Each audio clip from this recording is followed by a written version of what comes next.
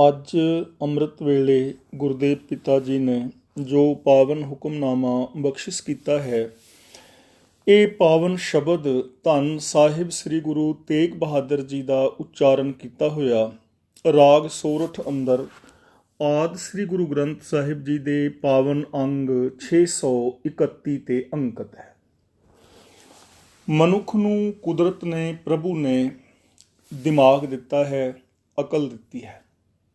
ਇਸ ਅਕਲ ਦੀ ਵਰਤੋਂ ਕਰਕੇ ਮਨੁੱਖ ਨੇ ਆਪਣੇ ਜੀਵਨ ਨੂੰ ਸੁਹਾਵਣਾ ਬਣਾਉਣਾ ਹੈ, ਸੰਸਾਰ ਨੂੰ ਸੁਹਾਵਣਾ ਬਣਾਉਣਾ ਹੈ। ਅਕਲ ਦੀ ਵਰਤੋਂ ਕਰਕੇ ਇਸ ਮਨੁੱਖ ਨੇ ਅਨੇਕਾਂ ਖੋਜਾਂ ਕੀਤੀਆਂ ਨੇ, ਮਨੋਵਿਗਿਆਨ ਦੀ ਦੁਨੀਆ ਵਿੱਚ ਨਵੇਂ ਮੀਲ ਪੱਥਰ ਗੱਡੇ ਨੇ, ਸਾਇੰਸ ਦੀ ਦੁਨੀਆ ਦੇ ਅੰਦਰ ਇਸ ਨੇ ਮਹਾਨ ਵੱਡੀਆਂ ਪ੍ਰਾਪਤੀਆਂ ਕੀਤੀਆਂ ਨੇ, ਧਰਮ ਦੀ ਦੁਨੀਆ ਅੰਦਰ ਇਸ ਨੇ ਆਪਣੇ ਜੀਵਨ ਨੂੰ ਸੁਹਾਵਣਾ ਬਣਾਇਆ ਹੈ।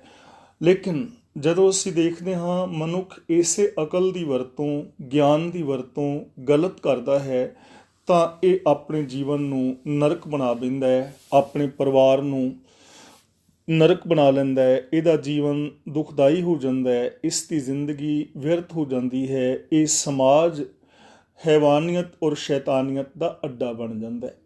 ਹੁਣ ਮਨੁੱਖ ਦੇ ਆਪਣੇ ਹੱਥ ਦੇ ਅੰਦਰ ਹੈ ਕਿ ਇਹ ਅਕਲ ਦੀ ਸਹੀ ਵਰਤੋਂ ਕਰੇਗਾ ਜਾਂ ਗਲਤ ਵਰਤੋਂ ਕਰੇਗਾ। ਤਾਂ ਗੁਰਦੇਵ ਪਾਤਸ਼ਾਹ ਜੀ ਇਸ ਪਾਵਨ ਸ਼ਬਦ ਰਾਹੀਂ ਸਾਨੂੰ ਕੁਮੱਤ ਤੋਂ ਵਰਜ ਕੇ ਸੁਮੱਤ ਦੇ ਰਾਸਤੇ 'ਤੇ ਤੁਰਨ ਦੀ ਤਾਕੀਦ ਕਰ ਰਹੇ ਹਨ, ਹੁਕਮ ਕਰ ਰਹੇ ਹਨ ਔਰ ਸਾਨੂੰ ਇੱਕ ਐਸੇ ਜੀਵਨ ਦੀ ਜੁਗਤ ਸਮਝਾ ਰਹੇ ਹਨ ਜਿਸ ਜੀਵਨ ਜੁਗਤ ਨੂੰ ਅਪਣਾ ਕੇ ਮਨੁੱਖ ਆਪਣੇ ਜੀਵਨ ਨੂੰ ਸੁਹਾਵਣਾ ਬਣਾ ਸਕੇ। ਆਓ ਬੜੇ ਪਿਆਰ ਦੇ ਨਾਲ ਵਿਚਾਰ ਕਰਨ ਦਾ ਯਤਨ ਕਰੀਏ।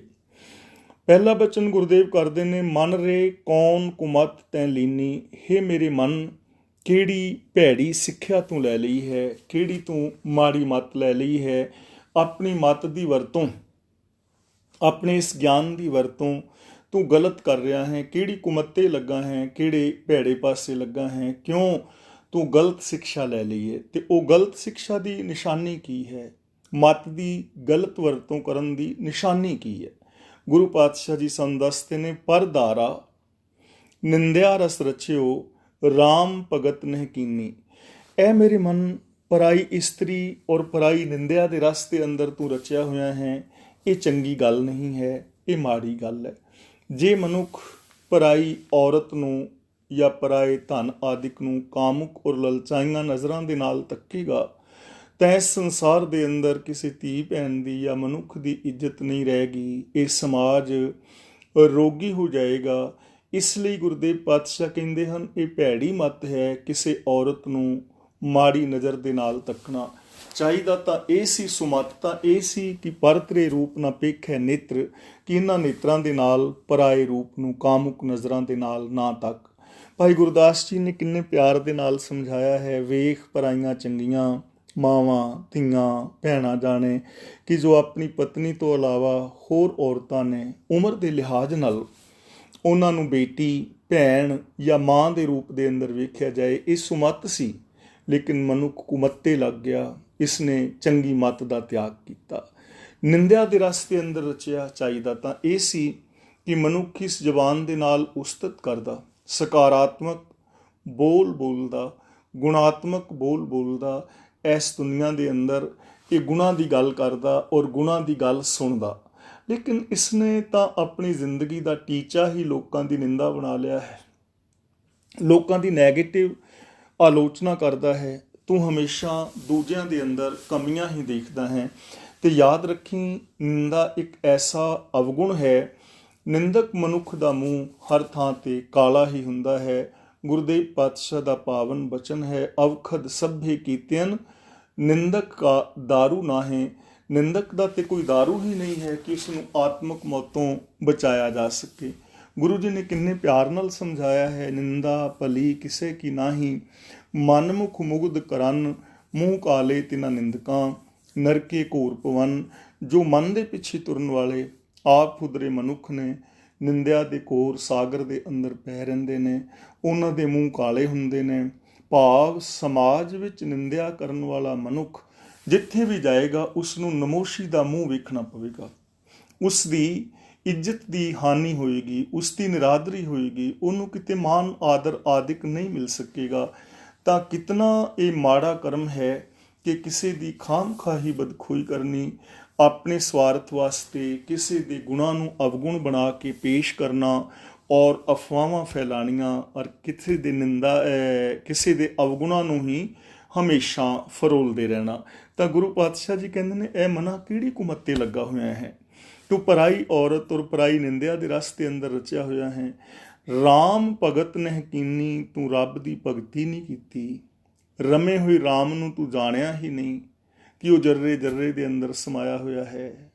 ਹਰ ਇਨਸਾਨ ਉਸ ਪ੍ਰਭੂ ਦਾ ਰੂਪ ਹੈ, ਹਰ ਇੱਕ ਦੇ ਅੰਦਰ ਉਸ ਮਾਲਕ ਦੀ ਜੋਤ ਹੈ, ਉਹਦਾ ਨੂਰ ਜ਼ਹੂਰ ਹੈ, ਉਹਦੇ ਗੁਣ ਨੇ। ਇੱਕ ਨੂਰ ਤੋਂ ਹੀ ਸਾਰਾ ਸੰਸਾਰ ਪੈਦਾ ਹੋਇਆ ਹੈ। ਤੂੰ ਰੱਬੀ ਗੁਣ ਤੇ ਗਾਏ ਹੀ ਨਹੀਂ, ਤੂੰ ਰੱਬੀ ਨੂਰ ਨੂੰ ਇਸ ਜਗਤ ਦੇ ਅੰਦਰ ਤੇ ਦੇਖਿਆ ਹੀ ਨਹੀਂ। ਜਦੋਂ ਕਿ ਇਸ ਸੰਸਾਰ ਦੇ ਕਣ ਕਣ ਦੇ ਅੰਦਰ ਮਾਲਕ ਹੈ, ਸੰਸਾਰ ਦੇ ਚਾਰ ਚੁਫੇਰੇ ਜਿੱਤਾਂ, ਸੰਸਾਰ ਦੇ ਚਾਰ ਚੁਫੇਰੇ ਸੁੱਖ ਸੁਵਿਧਾਵਾਂ ਸਫਲਤਾਵਾਂ ਗੁਣ ਮੌਜੂਦ ਨੇ, ਲੇਕਿਨ ਤੂੰ ਰੱਬ ਦੀ ਭਗਤੀ ਨਹੀਂ ਕੀਤੀ, ਭਾਵ ਰੱਬ ਦੇ ਗੁਣ ਨਹੀਂ ਗਾਏ, ਰੱਬ ਦੀ ਸਿਫਤ ਸਲਾਹ ਤੂੰ ਕੀਤੀ ਨਹੀਂ, ਰੱਬੀ ਗੁਣਾਂ ਨੂੰ ਤੂੰ ਦੇਖਿਆ ਨਹੀਂ। ਇਹ ਕੁਮੱਤ ਦਾ ਮਾਰਗ ਹੈ। ਅਗਲਾ ਬਚਨ ਕਰਦੇ ਨੇ, ਮੁਕਤ ਪੰਥ ਜਾਣਿਓ ਤੈਨਾਹਨ, ਧਨ ਜੋਰਨ ਕੋ ਤਾਇਆ। ਮੁਕਤ ਪੰਥ ਦਾ ਮਤਲਬ ਰਾਸਤਾ, ਮੁਕਤੀ ਦਾ ਰਾਸਤਾ, ਉਹ ਰਾਹ, ਉਹ ਜੀਵਨ ਦੀ ਜੁਗਤ, ਉਹ ਜੀਵਨ ਦਾ ਢੰਗ ਤੇ ਤੂੰ ਜਾਣਿਆ ਹੀ ਨਹੀਂ।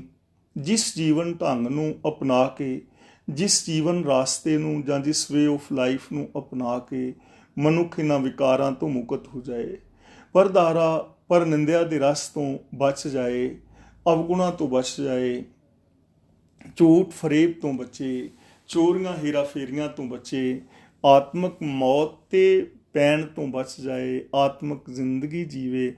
ਐਸਾ ਰਾਹ ਤੇ ਤੂੰ ਜਾਣਿਆ ਹੀ ਨਹੀਂ, ਇਸ ਰਾਹ ਦੇ ਉੱਤੇ ਕਦੇ ਤੂੰ ਤੁਰਿਆ ਹੀ ਨਹੀਂ, ਕਦੇ ਤੇਰੇ ਅੰਦਰ ਐਸੀ ਸੋਚ ਨਹੀਂ ਪੈਦਾ ਹੋਈ ਕਿ ਤੂੰ ਇਹਨਾਂ ਵਿਕਾਰਾਂ ਤੋਂ ਬਚੇ। ਕਿਵੇਂ ਤੇਰੀ ਇਹਨਾਂ ਵਿਕਾਰਾਂ ਤੋਂ ਖਲਾਸੀ ਹੋ ਸਕਦੀ ਹੈ, ਇਹ ਵਿਚਾਰ ਤੇਰੇ ਮਨ ਦੇ ਅੰਦਰ ਕਦੇ ਵੀ ਨਹੀਂ ਆਏ। ਤਾਂ ਇਹਨਾਂ ਵਿਚਾਰਾਂ ਦਾ ਨਾ ਆਉਣਾ ਕੁਮੱਤ ਦਾ ਰਾਸਤਾ ਹੈ, ਵਿਨਾਸ਼ ਦਾ ਰਾਸਤਾ ਹੈ, ਆਤਮਕ ਮੌਤ ਦਾ ਰਾਸਤਾ ਹੈ। ਧਨ ਜੋਰਨ ਕੋ ਧਾਇਆ, ਤੂੰ ਮੁਕਤੀ ਦੇ ਪੰਥ ਨੂੰ ਨਹੀਂ ਜਾਣਿਆ, ਹਮੇਸ਼ਾ ਧਨ ਵਾਸਤੇ ਹੀ ਭੱਜ ਦੌੜ ਕਰਦਾ ਰਿਹਾ। ਕੇਵਲ ਤੂੰ ਪੈਸੇ ਨੂੰ ਹੀ ਆਪਣੀ ਜ਼ਿੰਦਗੀ ਦਾ ਗੋਲ ਬਣਾ ਲਿਆ, ਚਾਹੇ ਪੈਸਾ ਠੱਗੀਆਂ ਦੇ ਨਾਲ ਮਿਲ ਜਾਏ, ਚੋਰੀਆਂ ਦੇ ਨਾਲ ਮਿਲ ਜਾਏ, ਤੂੰ ਆਪਣੀ ਜ਼ਿੰਦਗੀ ਦਾ ਗੋਲ ਕੇਵਲ ਪੈਸੇ ਨੂੰ ਬਣਾਇਆ। ਸੱਚ ਨੂੰ ਤੂੰ ਜੀਵਨ ਦਾ ਰਾਸਤਾ ਨਹੀਂ ਬਣਾਇਆ, ਜੇ ਸੱਚ ਨੂੰ ਤੂੰ ਜੀਵਨ ਦਾ ਗੋਲ ਨਹੀਂ ਬਣਾਇਆ। ਹੁਣ ਇੱਥੇ ਪੈਸੇ ਨੂੰ ਨਿੰਦਿਆ ਔਰ ਭੰਡਿਆ ਨਹੀਂ ਜਾ ਰਿਹਾ। ਅਸਲ ਦੇ ਅੰਦਰ ਗੱਲ ਹੈ ਕਿ ਜ਼ਿੰਦਗੀ ਦਾ ਗੋਲ ਕੀ ਹੈ, ਪੈਸੇ ਦੀ ਬੰਦਾ ਵਰਤੋਂ ਕਿਵੇਂ ਕਰਦਾ ਹੈ, ਪੈਸੇ ਦੀ ਬੰਦਾ ਇਨਕਮ ਦਾ ਬੰਦੇ ਦਾ ਸੋਰਸਿਸ ਕੀ ਹੈ, ਪੈਸਾ ਕਮਾਉਂਦਾ ਕਿਸ ਢੰਗ ਦੇ ਨਾਲ ਹੈ।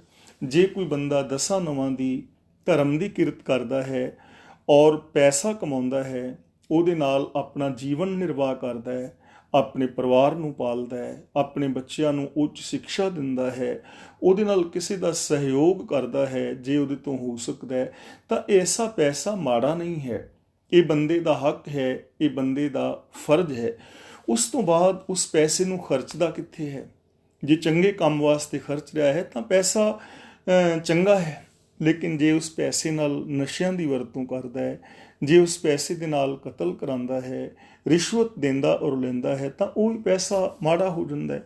ਗੁਰੂ ਜੀ ਕਹਿੰਦੇ ਨੇ, ਸੱਚ ਨੂੰ ਛੱਡ ਕੇ, ਸ਼ੁਭ ਗੁਣਾਂ ਨੂੰ ਛੱਡ ਕੇ, ਧਰਮ ਨੂੰ ਛੱਡ ਕੇ, ਰੱਬ ਨੂੰ ਵਿਸਾਰ ਕੇ ਤੂੰ ਕੇਵਲ ਦੁਨਿਆਵੀ ਪਦਾਰਥਾਂ ਨੂੰ, ਧਨ ਦੌਲਤ ਨੂੰ ਹੀ ਆਪਣੀ ਜ਼ਿੰਦਗੀ ਦਾ ਗੋਲ ਬਣਾ ਲਿਆ। ਤੇਰੀ ਕਮਾਈ ਵੀ ਕਾਲੀ ਰਹੀ, ਤੇਰੇ 2 ਨੰਬਰ ਦੇ ਧੰਦੇ ਰਹਿ, ਤੇਰੇ ਜੀਵਨ ਦੇ ਅੰਦਰੋਂ ਸੱਚ ਅਲੋਪ ਹੋ ਗਿਆ, ਤਾਂ ਇਹ ਰਾਸਤਾ ਚੰਗਾ ਨਹੀਂ ਹੈ। ਇਹ ਕੁਮੱਤ ਦਾ ਰਾਸਤਾ ਹੈ, ਇਹ ਅਗਿਆਨਤਾ ਵਾਲਾ ਮਾਰਗ ਹੈ, ਇਹ ਤੈਨੂੰ ਹਨੇਰੇ ਵੱਲ ਲੈ ਜਾ ਰਿਹਾ ਹੈ। ਤੇਰਾ ਜਿਹੜਾ ਹੈ ਫਿਊਚਰ ਉਹ ਅੰਧਕਾਰਮਈ ਹੋ ਜਾਏਗਾ। ਇਸ ਦੇ ਨਾਲ ਤੇਰੇ ਜੀਵਨ ਅੰਦਰ ਸੁੱਖ ਸ਼ਾਂਤੀ ਨਹੀਂ ਆ ਸਕੇਗੀ। ਇਸ ਲਈ ਸੁਮੱਤ ਦਾ ਧਾਰਨੀ ਹੋ ਔਰ ਮੁਕਤੀ ਦੇ ਰਾਸਤੇ ਨੂੰ ਜਾਣ ਕਿ ਕਿਵੇਂ ਮੈਂ ਇਹਨਾਂ ਵਿਕਾਰਾਂ ਤੋਂ ਬਚ ਸਕਦਾ ਹਾਂ। ਗੁਰੂ ਪਾਤਸ਼ਾਹ ਜੀ ਕਹਿੰਦੇ ਨੇ, ਅੰਤ ਸੰਗ ਕਾਹੂ ਨਹੀਂ ਦੀਨਾ, ਬਿਰਥਾ ਆਪ ਬੰਧਾਇਆ। ਅੰਤ ਅਖੀਰ ਕਿਸੇ ਵੀ ਚੀਜ਼ ਨੇ ਇਹਨਾਂ ਚੋਂ ਆਤਮਿਕ ਜੀਵਨ ਵਿੱਚ ਤਾਂ ਸਾਥ ਨਹੀਂ ਨਾ ਦਿੱਤਾ ਕਿਸੇ ਦਾ। ਨਿੰਦਾ ਕਰ ਕਰਕੇ ਕਦੇ ਕੋਈ ਬ੍ਰਹਮ ਗਿਆਨੀ ਬਣਿਆ, ਨਿੰਦਾ ਕਰ ਕਰਕੇ ਕਦੇ ਕਿਸੇ ਨੂੰ ਆਤਮਿਕ ਖੇੜਾ, ਖੁਸ਼ੀ, ਪ੍ਰਸੰਨਤਾ ਜਾਂ ਵਿਗਾਸਤਾ ਮਿਲੀ ਹੈ? ਨਿੰਦਿਆ ਕਰ ਕਰਕੇ ਕਦੇ ਕੋਈ ਰੱਬ ਨੂੰ ਪਾ ਸਕਿਆ ਹੈ? ਪਰਾਏ ਤਨ ਨੂੰ ਕਾਮੁਕ ਨਜ਼ਰਾਂ ਦੇ ਨਾਲ ਤੱਕ ਕੇ ਕਦੇ ਕਿਸੇ ਨੂੰ ਇਸ ਦੁਨੀਆ ਵਿੱਚ ਮਾਣ, ਆਦਰ, ਸਤਿਕਾਰ ਮਿਲਿਆ ਹੈ? ਕਦੇ ਕਿਸੇ ਨੂੰ ਕੋਈ ਉੱਚਾ ਰੁਤਬਾ ਮਿਲਿਆ ਹੈ? 2 ਨੰਬਰ ਦੀ ਕਮਾਈ ਕਰ ਕਰਕੇ, ਵਿਕਾਰ ਕਮਾ ਕੇ ਕੀ ਕਦੇ ਕਿਸੇ ਨੂੰ ਇਸ ਜਗਤ ਦੇ ਅੰਦਰ ਫੁੱਲਾਂ ਦੇ ਹਾਰ ਪਏ ਨੇ? ਨਹੀਂ। ਤਾਂ ਗੁਰੂ ਪਾਤਸ਼ਾਹ ਜੀ ਕਹਿੰਦੇ ਨੇ ਇਹਨਾਂ ਔਗਣਾਂ ਨੇ ਕਦੇ ਵੀ ਕਿਸੇ ਦਾ ਸਾਥ ਆਤਮਿਕ ਜੀਵਨ ਵਿੱਚ ਨਹੀਂ ਦਿੱਤਾ। ਇਹਨਾਂ ਅਵਗੁਣਾਂ ਨੇ ਕਦੇ ਵੀ ਕਿਸੇ ਦੇ ਅੰਦਰ ਇਨਸਾਨੀਅਤ ਪੈਦਾ ਨਹੀਂ ਕੀਤੀ, ਆਤਮਿਕ ਆਨੰਦ ਪੈਦਾ ਨਹੀਂ ਕੀਤਾ। ਬਿਰਥਾ ਆਪ ਬੰਧਾਇਓ, ਤੂੰ ਤੇ ਵਿਅਰਥ ਹੀ ਆਪਣੇ ਆਪ ਨੂੰ ਇਹਨਾਂ ਵਿਕਾਰਾਂ ਦੇ ਅੰਦਰ ਬਣਾ ਲਿਆ, ਜਕੜ ਲਿਆ ਹੈ। ਇਹਨਾਂ ਦੀ ਪਕੜ ਦੇ ਅੰਦਰ ਤੂੰ ਆ ਗਿਆ, ਗ੍ਰਿਫਤ ਦੇ ਅੰਦਰ ਆ ਗਿਆ, ਬੇਕਾਰ ਹੀ ਆਪਣੇ ਆਪ ਨੂੰ ਇਹਨਾਂ ਔਗਣਾਂ ਦੇ ਵਿੱਚ ਬਣਾ ਲਿਆ। ਚਾਹੀਦਾ ਤਾਂ ਇਹ ਸੀ ਕਿ ਤੂੰ 10 ਨਵਾਂ ਦੀ ਧਰਮ ਦੀ ਕਿਰਤ ਕਰਦਾ, ਤੂੰ ਹਰ ਔਰਤ ਨੂੰ ਭੈਣ, ਮਾਂ, ਧੀ ਦੇ ਰੂਪ ਦੇ ਅੰਦਰ ਦੇਖਦਾ, ਤੇਰੀ ਜ਼ਿੰਦਗੀ ਦੇ ਅੰਦਰ ਸੱਚ ਹੁੰਦਾ, ਤੇਰੇ ਜੀਵਨ ਦੇ ਅੰਦਰ ਉਸਤਤ ਹੁੰਦੀ, ਤੇਰੇ ਜੀਵਨ ਦੇ ਅੰਦਰ ਸੱਚਾਈ ਹੁੰਦੀ, ਇਨਸਾਨੀਅਤ ਹੁੰਦੀ। ਚਾਹੀਦਾ ਤੇ ਇਹ ਸੀ, ਔਰ ਇਹ ਪੋਸੀਬਿਲਿਟੀ ਤੇਰੇ ਅੰਦਰ ਸੀ, ਇਹ ਸੰਭਾਵਨਾ ਤੇਰੇ ਅੰਦਰ ਸੀ। ਐਸੀ ਜ਼ਿੰਦਗੀ ਤੂੰ ਜੀ ਸਕਦਾ ਸੈਂ, ਲੇਕਿਨ ਤੂੰ ਐਸਾ ਕੀਤਾ ਨਹੀਂ। ਬੇਕਾਰ ਹੀ ਆਪਣੇ ਜੀਵਨ ਨੂੰ, ਵਿਅਰਥ ਹੀ ਆਪਣੇ ਜੀਵਨ ਨੂੰ ਇਹਨਾਂ ਵਿਕਾਰਾਂ ਦੇ ਅੰਦਰ ਜਕੜ ਲਿਆ। ਤੇ ਧੰਨ ਗੁਰੂ ਤੇਗ ਬਹਾਦਰ ਜੀ ਨੇ ਪਾਵਨ ਬਾਣੀ ਵਿੱਚ ਹੋਰ ਥਾਂ ਸਾਨੂੰ ਸਮਝਾਇਆ ਹੈ ਕਿ ਇਹੀ ਤੇਰੇ ਦੁੱਖਾਂ ਦਾ ਕਾਰਨ ਹੈ। ਗੁਣ ਗੋਬਿੰਦ ਗਾਇਓ ਨਹੀਂ, ਜਨਮ ਅਕਾਰਤ ਕੀਨ। ਤੂੰ ਆਪਣੇ ਜੀਵਨ ਨੂੰ ਦੁਖਦਾਈ ਬਣਾ ਲਿਆ ਹੈ, ਕਿਉਂਕਿ ਤੂੰ ਰੱਬ ਦੀ ਸਿਫਤ ਸਲਾਹ ਨਹੀਂ ਕੀਤੀ, ਤੂੰ ਪ੍ਰਭੂ ਦੇ ਗੁਣ ਨਹੀਂ ਗਾਏ। ਇਸ ਕਰਕੇ ਤੇਰਾ ਜੀਵਨ ਦੁਖੀ ਹੋ ਗਿਆ ਹੈ, ਦੁਖਦਾਈ ਹੋ ਗਿਆ ਹੈ। ਤਾਂ ਇਹ ਕੁਮਾਰਗ ਹੈ, ਇਹ ਕੁਮੱਤ ਹੈ, ਇਹ ਅਗਿਆਨਤਾ ਭਰੇ ਕਰਮ ਨੇ। ਅਗਲਾ ਬਚਨ ਕਰਦੇ ਨੇ, ਨਾ ਹਰ ਭਜਿਓ ਨਾ ਗੁਰਜਨ ਸੇਵਿਓ, ਨਹਿ ਉਪਜਿਓ ਕਛ ਗਿਆਨਾ। ਕੈਸੀ ਕੁਮੱਤੇ ਤੂੰ ਲੱਗਾ ਕਿ ਨਾ ਤੇ ਤੂੰ ਹਰੀ ਦੀ ਸਿਫਤ ਸਲਾਹ ਕੀਤੀ।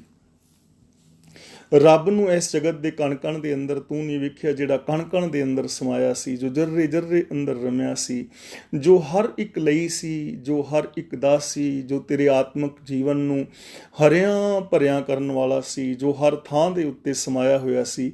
ਤੂੰ ਉਹਨੂੰ ਭਜਿਆ ਹੀ ਨਹੀਂ, ਉਹਦਾ ਧਿਆਨ ਹੀ ਨਹੀਂ ਧਰਿਆ, ਉਹਨੂੰ ਆਪਣੀ ਸੁਰਤ ਵਿੱਚ ਵਸਾਇਆ ਹੀ ਨਹੀਂ, ਉਹਦੇ ਗੁਣ ਕਦੇ ਤੂੰ ਗਾਏ ਹੀ ਨਹੀਂ।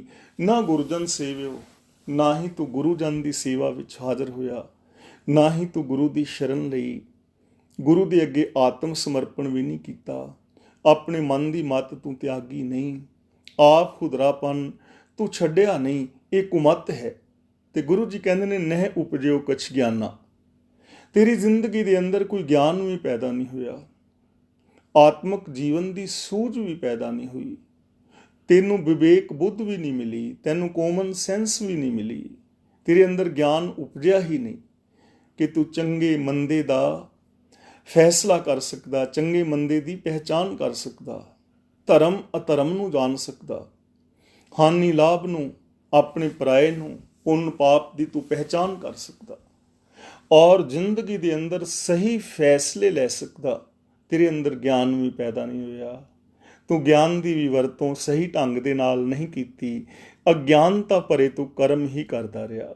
ਗੁਰੂ ਜੀ ਅਗਲਾ ਵਚਨ ਕਰਕੇ ਸਾਨੂੰ ਸਮਝਾਉਂਦੇ ਨੇ, ਘਟ ਹੀ ਮਾਹੇ ਨਿਰੰਜਨ ਤੇਰੇ, ਤੈ ਖੋਜਤ ਉਦਿਆਨਾ। ਕੈਸੀ ਕੁਮੱਤ ਤੂੰ ਲਈ, ਕੈਸੀ ਭੈੜੀ ਮੱਤੇ ਤੂੰ ਲੱਗਾ ਰਿਹਾ ਕਿ ਮਾਇਆ ਦੀ ਮੈਲ ਤੋਂ ਰਹਿਤ ਪ੍ਰਭੂ ਤੇਰੇ ਅੰਦਰ ਸੀ। ਜੋ ਮਾਇਆ ਦੀ ਮੈਲ ਤੋਂ ਰਹਿਤ ਹੈ, ਕਾਲਕ ਤੋਂ ਰਹਿਤ ਹੈ, ਜੋ ਨਿਰਲੇਪ ਹੈ, ਉਹ ਪ੍ਰਭੂ ਤੇਰੇ ਅੰਦਰ ਸੀ। ਤੈਂ ਖੋਜਤ ਉਦਿਆਨਾ, ਤੇ ਤੂੰ ਉਸ ਨੂੰ ਜੰਗਲਾਂ ਦੇ ਅੰਦਰ ਲੱਭਦਾ ਫਿਰਿਆ। ਸੰਸਾਰ ਔਰ ਗ੍ਰਸਤ ਨੂੰ ਤਿਆਗ ਕੇ ਤੂੰ ਸੰਨਿਆਸੀ ਬਣ ਗਿਆ, ਬਿਹੰਗਮ ਹੋ ਕੇ ਜੰਗਲਾਂ ਵਿੱਚ ਵਿਚਰਿਆ। ਜੰਗਲਾਂ ਦੇ ਵਿੱਚ ਵਿਚਰਨ ਨਾਲ ਰੱਬ ਥੋੜੀ ਮਿਲਣਾ ਸੀ, ਉਹ ਬਾਹਰ ਨਹੀਂ, ਉਹ ਤਾਂ ਤੇਰੇ ਅੰਦਰ ਸੀ।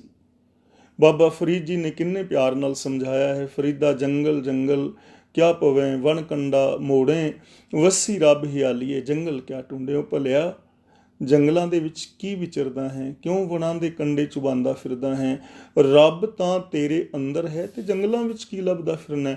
ਜੰਗਲਾਂ ਵਿੱਚ ਲੱਭਣਾ, ਗ੍ਰਸਤ ਨੂੰ ਛੱਡ ਜਾਣਾ, ਸੰਨਿਆਸੀ ਤਿਆਗੀ ਹੋ ਜਾਣਾ, ਇਹ ਤਾਂ ਅਗਿਆਨਤਾ ਭਰਿਆ ਕਰਮ ਸੀ। ਭਲਿਆ ਨਿਰੰਜਨ ਮਾਇਆ ਦੀ ਮੈਲ ਤੋਂ ਰਹਿਤ ਨਿਰਲੇਪ ਪ੍ਰਭੂ ਤਾਂ ਤੇਰੇ ਅੰਦਰ ਸੀ। ਤੂੰ ਉਸ ਨਿਰਲੇਪ ਦਾ ਰੂਪ ਸੈਂ। ਤੂੰ ਇਸ ਸੰਸਾਰ ਦੇ ਅੰਦਰ ਰਹਿੰਦਿਆਂ ਹੋਇਆਂ ਨਿਰਲੇਪ ਹੋ ਸਕਦਾ ਸੈਂ।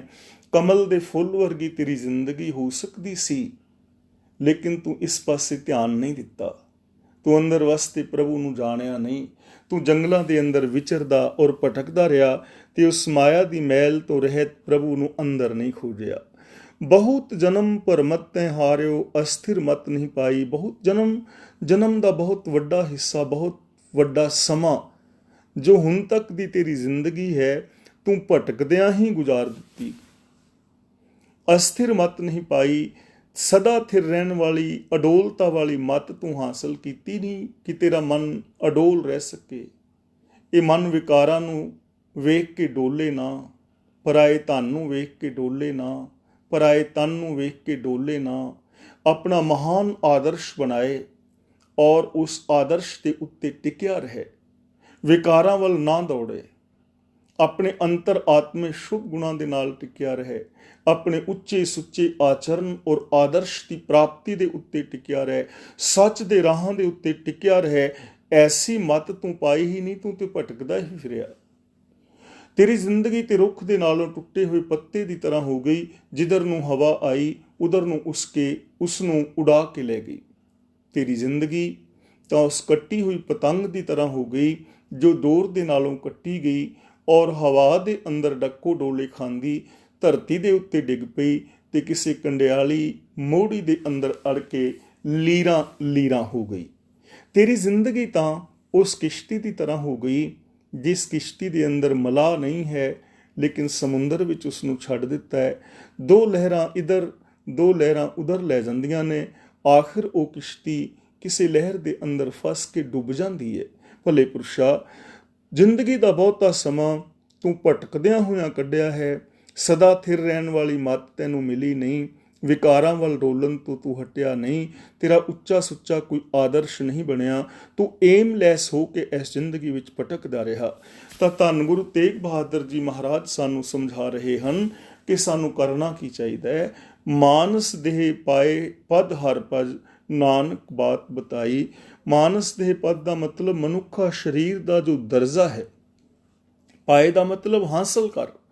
ਤੈਨੂੰ ਜੇਕਰ ਮਨੁੱਖਾ ਸਰੀਰ ਮਿਲਿਆ ਤਾਂ ਮਨੁੱਖ ਵਾਲਾ ਉੱਚਾ ਦਰਜਾ ਵੀ ਹਾਸਲ ਕਰ। ਕੇਵਲ ਤੇਰਾ ਸਰੀਰ ਹੋਵੇ ਮਨੁੱਖ ਦਾ ਔਰ ਤੇਰੇ ਕਰਮ ਪਸ਼ੂਆਂ ਵਾਲੇ ਹੋਣ ਤਾਂ ਇਹ ਚੰਗਾ ਨਹੀਂ ਹੈ। ਕਰਤੂਤ ਪਸ਼ੂ ਕੀ ਮਾਨਸ ਜਾਤ, ਲੋਕ ਪਚਾਰਾ ਕਰੈ ਦਿਨ ਰਾਤ। ਤੇਰਾ ਸਰੀਰ ਤਾਂ ਇਨਸਾਨਾਂ ਵਾਲਾ ਹੈ, ਲੇਕਿਨ ਤੇਰਾ ਸੁਭਾਅ, ਤੇਰਾ ਬੋਲ, ਤੇਰਾ ਵਿਹਾਰ, ਤੇਰੀ ਬਿਰਤੀ, ਤੇਰੀ ਸੋਚ ਤਾਂ ਪਸ਼ੂਆਂ ਵਾਲੀ ਹੈ। ਤਾਂ ਇਹ ਚੰਗਾ ਨਹੀਂ ਹੈ। ਜੇ ਤੇਰਾ ਸਰੀਰ ਇਨਸਾਨ ਦਾ ਹੈ ਤਾਂ ਤੇਰੇ ਬੋਲਾਂ ਦੇ ਅੰਦਰ ਵੀ ਇਨਸਾਨੀਅਤ ਚਾਹੀਦੀ ਹੈ। ਤੇਰੇ ਵਿਚਾਰਾਂ ਅੰਦਰ ਇਨਸਾਨੀਅਤ ਚਾਹੀਦੀ ਹੈ। ਤੇਰੀ ਮਾਨਸਿਕਤਾ ਵਿੱਚ ਇਨਸਾਨੀਅਤ ਚਾਹੀਦੀ ਹੈ। ਤੇਰੇ ਵਿਹਾਰ ਦੇ ਅੰਦਰ ਇਨਸਾਨੀਅਤ ਚਾਹੀਦੀ ਹੈ। ਤੂੰ ਬੰਦਾ ਬਣ, ਮਹਾਨ ਵੱਡਾ ਇਨਸਾਨ ਹੋ, ਉੱਚੀ ਮਹਾਨ ਪਦਵੀ ਪ੍ਰਾਪਤ ਕਰ। ਜਿਵੇਂ ਭਗਤ ਕਬੀਰ ਜੀ ਕਹਿੰਦੇ ਹਨ, ਅਬ ਤੋਂ ਜਾਏ ਚੜ੍ਹੇ ਸਿੰਘਾਸਨ, ਮਿਲੇ ਹੈ ਸਾਰਿੰਗ ਪਾਣੀ। ਰਾਮ ਕਬੀਰਾ ਏਕ ਪਏ ਹੈ, ਕੋਈ ਨਾ ਸਕੇ ਪਛਾਨੀ। ਸੋ ਪਦ ਰਵੋ ਜੇ ਬਹੁਰ ਨਾ ਰਵਣਾ। ਉਸ ਮਹਾਨ ਉੱਚੀ ਪਦਵੀ ਤੇ ਪਹੁੰਚ ਜਾ ਜਿਸ ਪਦਵੀ ਤੋਂ ਬਾਅਦ ਕੋਈ ਹੋਰ ਪਦਵੀ ਪ੍ਰਾਪਤ ਕਰਨ ਦੀ ਜ਼ਰੂਰਤ ਨਹੀਂ ਪੈਂਦੀ। ਤੇਰੇ ਅੰਦਰ ਸੰਭਾਵਨਾ ਹੈ ਕਿ ਤੂੰ ਬੂੰਦ ਤੋਂ ਸਾਗਰ ਬਣ ਜਾਏ। ਤੂੰ ਉਸ ਪ੍ਰਭੂ ਦੇ ਅੰਦਰ ਸਮਾ ਕੇ ਪ੍ਰਭੂ ਦਾ ਰੂਪ ਹੋ ਜਾਏ। ਤਾਂ ਗੁਰੂ ਪਾਤਸ਼ਾਹ ਜੀ ਕਹਿੰਦੇ ਨੇ, ਗੁਰੂ ਨੇ ਤੈਨੂੰ ਇਹ ਗੱਲ ਪੁਕਾਰ ਕੇ ਦੱਸੀ ਹੈ ਕਿ ਮਨੁੱਖਾ ਸਰੀਰ, ਮਨੁੱਖਾ ਜੀਵਨ ਹਾਸਲ ਕਰਕੇ ਮਨੁੱਖਤਾ ਵਾਲੀ ਪਦਵੀ ਹਾਸਲ ਕਰ, ਉੱਚੀ ਪਦਵੀ ਹਾਸਲ ਕਰ। ਤੂੰ ਪ੍ਰਭੂ ਦਾ ਰੂਪ ਹੈ। ਪ੍ਰਭੂ ਦੇ ਅੰਦਰ ਮਿਲ ਕੇ ਪ੍ਰਭੂ ਦਾ ਰੂਪ ਹੋ ਜਾ। ਗੁਰੂ ਪਾਤਸ਼ਾਹ ਜੀ ਰਹਿਮਤ ਕਰਨ। ਅਸੀਂ ਗੁਰੂ ਪਾਤਸ਼ਾਹ ਜੀ ਦੀ ਪਾਵਨ ਬਾਣੀ ਆਪ ਪੜ੍ਹੀਏ, ਗੁਰਬਾਣੀ ਦੀ ਵਿਚਾਰ ਅਸੀਂ ਆਪ ਕਰੀਏ ਔਰ ਗੁਰਬਾਣੀ ਅਨੁਸਾਰ ਜ਼ਿੰਦਗੀ ਜੀ ਕੇ ਆਪਣੇ ਜੀਵਨ ਨੂੰ ਸਫਲ ਕਰਨ ਦਾ ਯਤਨ ਕਰੀਏ। ਹੋਈਆਂ ਭੁੱਲਾਂ ਦੀ ਖਿਮਾ ਗੱਜ ਕੇ ਬੁਲਾਓ ਜੀ। ਵਾਹਿਗੁਰੂ ਜੀ ਕਾ ਖਾਲਸਾ, ਵਾਹਿਗੁਰੂ ਜੀ ਕੀ ਫਤਿਹ।